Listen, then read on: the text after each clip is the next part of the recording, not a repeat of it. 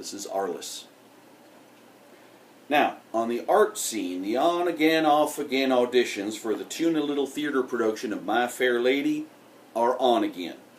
Now, they'd been called off due to a lack of budget, but Joe Bob Lipsy, who is the director of the show this year and who is a recent graduate of Southwestern Texas Eastern A&I State University, said that he found a way to go ahead with the production by using sets and costumes from last year's show of South Pacific.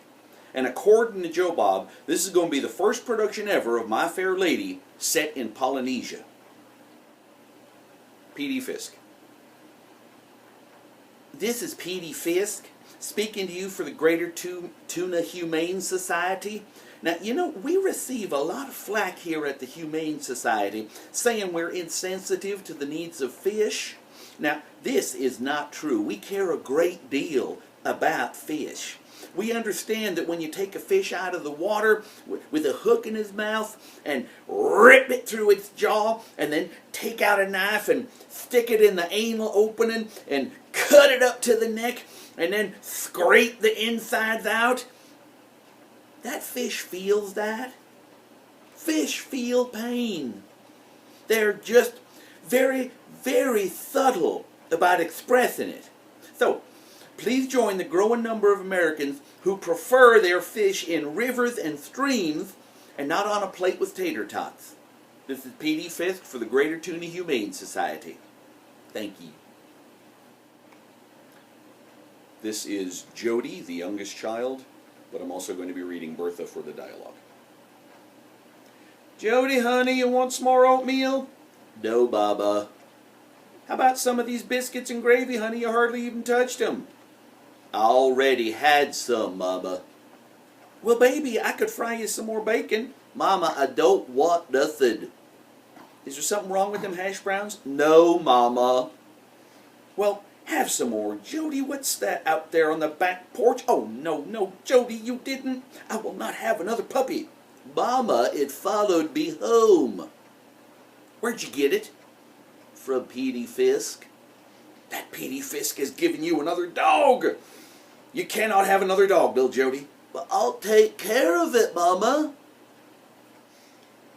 Stanley, the older boy, also reading Bertha for the dialogue. Vera Carp said you spent half the morning yesterday sitting in your car out in front of the grocery store. Well, Vera Carp can kiss my butt. Stanley, don't you start. Mama, I'd be just fine if Charlene would stop it. I wish to God that you and your sister would stop that fighting. Yeah, I heard her up there, groaning.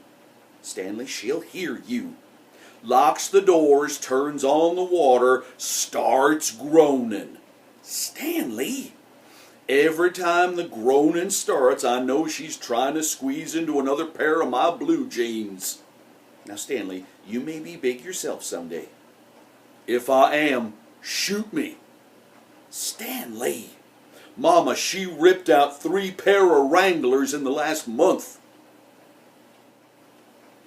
Charlene.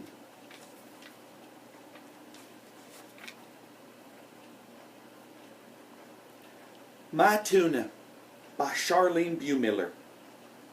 My Tuna, oh my Tuna, the only place I know. I've often thought of leaving you, but don't know where I'd go. For Paris has no barbecue, and Rome just can't compare to a lovely Texas sunset when the dust is in the air.